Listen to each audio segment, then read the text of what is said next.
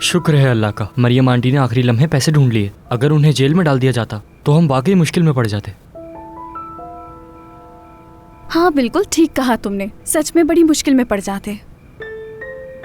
कोई उनसे पूछे कि उनको कितना बुरा लगा होगा, जबकि वो बार बार कह रही थी कि हम बेकसूर हैं। बस बस बहुत हो गया। मुझे इस तरह से इल्जाम देने का किसी का कोई हक नहीं है। पहले ही दिन मेरे कमरे में घुस गई और मेरी चीजों को कंगाला। वैसे भी हम जानते हैं कि वो पैसों के लिए परेशान है और पुलिस को रकम भी उनके बैग से ही मिली। लेकिन अम्मी, आपका रवैया लोगों के साथ पहले दिन से ही खराब है।